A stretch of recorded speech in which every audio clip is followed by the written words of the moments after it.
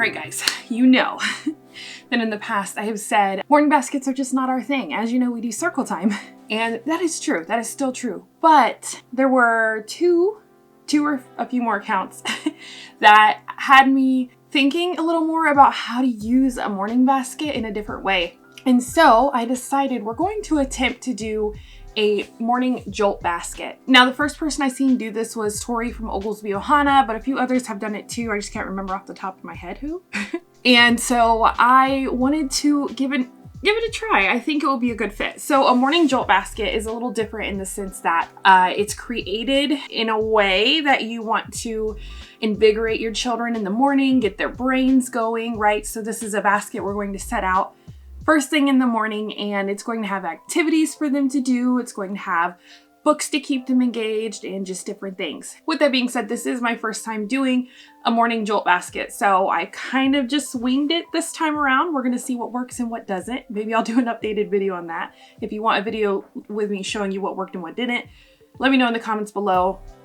I would be happy to do that if that's something you're interested in. Yeah, that's what it is. It's a morning basket that doesn't necessarily require me to be involved because I already do enough with their homeschool, and that's why the basket didn't work for us, but it's something that just keeps them engaged and gets their brains going in the morning. So here's what I got. First of all, I've been saying for months that I would do this. I think like 2 months now. And I finally committed because I went to the thrift store, and while I was there, I found this amazing basket. Look at the size of this bad boy. It's huge, okay? And so I thought it would be the perfect fit just to set right next to our couch in the front room for all the things. So now let's talk about what I'm filling the basket with. All right, first is the books we're going to put in there. I think I found a good start with where we'll go. Now, my oldest daughter is reading, so I got 2 books to go in there. Most of these are library rentals, some of them I own. It's like 50-50. So from the library, we got Frozen, the Ghost Hunt, and Toy Story 4, Old Friends, New Friends. Okay, so we have 2 learning to read books. These are ready to read step 1. So those will go in there. I'll probably do a more in-depth look at these in a future video. Another book, of course, I had to put it in there. Actually, there's 2. The other one is The Duckling Gets a Cookie. I'm looking at it across the room. That will probably go in here too, but it is the Mo Willems' Don't Let the Pigeon Stay Up Late. Now, this is more of a bedtime book, and in fact, we read it last night, but they are so engaged with the Mo Willems pigeon books. So I have to put it in there. I have to put it in there if we have them on hand because it's just something that really gets them engaged and ready to go in the morning, especially my reading kid. She'll read it to my younger child who can't read, and it's a good time. These books are always a good time. You can't go wrong with Mo Willems. Now, these 3 books I mentioned in my half price books haul, and that is the Find and Seek books that I have that I still need to take the stickers off of. So we have Monsters, Inc., the Christmas book, and the Spooky House book. Okay, so let's see if I can get this without glares. Those are the books. These are always a hit, right? Kids love these Find and Seek books. So we have an easier one in the middle for the 3-year-old, and the 2 on the ends require reading in order to find the things instead of pictures for the 6-year-old. So those are always a good idea, and we're going to put those in the basket to keep them super engaged. Plus, it's always out. So this is a basket that's going to be out all the time in my front room, so they can always grab for those books, and they're their favorite kind of books right now. So they'll be right there ready for them. Now, this next book is a library rental. I'll talk about more in the future, but it's called A Taste of the World, okay? That's what it looks like on the front. And this book is really cool. I'll probably end up buying it, to be honest, for our own collection. But basically, it goes over different things about food in different areas. So in Japan, right here, we're going to talk about sushi, right? Up here, we're talking about sushi. We're going to talk about bento boxes, and down here it says 5 tastes. There are 5 main tastes: sweet, sour, salty, bitter, and umami. Umami is the Japanese word that means pleasantly savory. So yeah, we're just learning about all these different countries. It kind of goes over general continents too, because like this is talking about Africa and spices you would find there, Ethiopia. So yeah, there's just a ton of really cool stuff in here. Like I said, I'll do a future video going through this more in depth. This last one is really cool. And who did I get this idea from? What is her name? Where's my phone? I'm all over the place. The person who told me about this book is Chanel from Two Lights Academy on Instagram. And it's called the Atlas Obscura. It says for the Explorer's Guide for the World's Most Adventurous Kid. So it's really cool. It goes through a few things like what are some essentials to pack for your trip. And then it shows you the adventure plan. This is, you know, it's table of contents, but it makes it cool. It sounds like we're going on a journey through all these places, traveling, and then you're gonna go through pages and learn about those. So here we have Antarctica. We're gonna learn about lava lakes and wild waterfalls, or also known as blood falls, which I actually know some about that. We're gonna learn about Vietnam. We're learning about caves, and we're learning about abandoned amusement parks, okay? So there's plenty of really cool things in here. Texas, we're going local too, obviously. So yeah, it's just a really cool book that just explores the world. And so I think that'll be a cool way to kind of get to know more stuff. I like keeping this with a lot of like cultural things. So we're talking about food, we're talking about geographical places and some of their characteristics, right? And then we're also doing some engaging books. That's the kind of vibe I'm thinking for these baskets. We'll see how that goes in the future. All right, let's move on to actual non-book items for this basket. Now, because I don't know what I'm doing when it comes to this morning Jolt basket, I stuck to the Dollar Tree. If we end up hating it, I don't want to spend 30, 40, 50, 60, 70, 100, you know what I mean? I don't want to spend way too much money on individual items just to find out like this doesn't work for us. So we're starting very cheap and going from there. Okay, so let's talk about activity books for this. I got 2 of this first one just because I know my kids are going to fight over this. So it wasn't worth it. They're $1 a piece. Get them both one. And it is a magic water book. So it comes with these little pins in the back that you're going to fill with water. And you're going to use water to color the page, and it kind of has that chemical reaction where the pictures will then be colored as you go along with the water. And then it can dry and start again. So I thought that would be a really cool thing to do.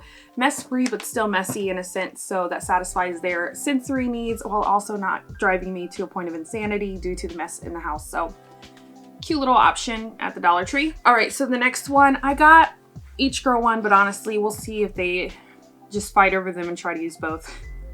But for my oldest girl, she's discovering word finds are really fun.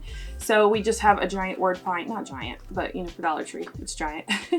A bunch of word finds. So we'll see how she does with this. This is more advanced than she's used to. She's used to like the beginner ones where it's like 5, 6 words. But yeah, this is a morning Jolt option for her brain since she is really coming along in that area. This one is for the 3-year-old, and it is a Spot the Differences book. And I should probably, you know what, I'm just gonna write their initial at the top so they know.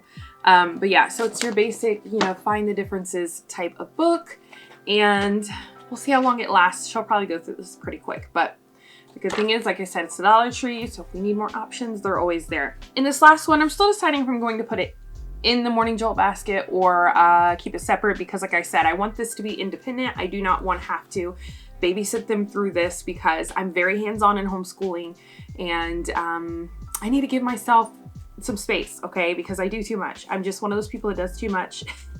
And I don't need another thing to stress me out. So this is a jumbo paper planes book this was from the thrift store actually. This is not Dollar Tree. It comes with like different, here's what it looks like on the outside. Anything I can find, well, most of this is at your Dollar Tree, but things like this, I'll try to link them down below if I can find them somewhere. But like I said, it was a thrift store find. But it's a jumbo paper planes book, and it comes with a few pages where it'll show you like how to make each type of plane, right? There's different options. And then the pages towards the back, like they're just decorated different ways. But as you guys know, we have been learning about planes for a while now, and it's just become this like ongoing thing that we're slowly doing because I didn't make a formal sit down lesson. This was like we're starting school, plus we were going on vacation, and I needed my toddler comfortable with planes before he left. So the planes lessons are still going. It's kind of like the slow moving thing that is just moving along with us during school. Yeah, got that. We'll see. I still don't know if I'm going to put it in there, so I'm just going to, you know, set it over to the side. Okay, so for the next few items, we got some puzzles, okay? My girls get very frustrated with puzzles. We haven't moved along very much in the puzzle department because, like I said, when their schooling's done, I have a lot to do, okay? I run 2 small businesses. I have a house to take care of, plus my own needs, my husband's needs, everybody's needs. So once school is over, I teach them to independently play or to play together. So I haven't sat down and done a lot of puzzles with them, which does make me sad because it's part of my childhood. But we got some simple ones, okay? Like I said, they're 6 and 3. We don't need 100, 200,000 even pieces for puzzles. That was not proper English, my bad. Okay, so we have a 48 piece Trolls rock troll puzzle. I forget this specific troll's name, but it's the girl that does the rock music. And then 48 pieces for a Frozen Anna puzzle. Yeah, Anna. And then for the little one, we have the 24-piece crayon puzzle. So she'll just be putting together a few crayons. And then beyond puzzles, I got 3 card games that should be very simple for the 3 of them. My oldest knows how to do Go Fish. The 3-year-old can learn. Old Maid, I have to remember, I haven't played that in so long. And also Matching. Both of them can easily do that. So Dollar Tree came through for that. Also, while I'm going through everything, I realized I also got Frozen Jumbo playing cards. So another card game for the girls to use as they please. And then now let's move on to some of the other stuff I got here. And these are more like the little hands-on craftsy things that are super easy and won't require me. So we have some Thanksgiving turkeys. It's still very early October, but I grabbed these because you know the Dollar Tree, once they run out of stuff, they don't restock. So I went ahead and grabbed those. Oh, and I won't put these all out at the same time. These are probably going to be set out like once a week for them, like 1 per kid. So then we have the cornucopia, that's the word I forgot for a minute. Cornucopia decorating type things. So we're going to put stickers in the cornucopias and decorate them. And once again, like I said, all Dollar Tree. This actually belongs to some sensory stuff. And then I got 2 more separately, and we got the pumpkin. And this one is creating a pumpkin and it looks like a ghost. So I got those 2. And also some, but where's the T? That is weird. Okay. Weird, but this does not have a T to spell autumn, but it's supposed to say autumn. And a turkey. These are like those window clean things, so they can have fun playing in the windows with these. And also, same thing, window cleans, but pumpkins. Now, these next 2 things I'm going to show you, I didn't create a plan for them. I figured put some things in there and let them be creative. So I'm going to tell them that. So we have some jumbo styrofoam dice and some bones. I don't know, we're throwing them in there. I'm going to let them get creative. Actually, I might keep one of these for a sensory bin.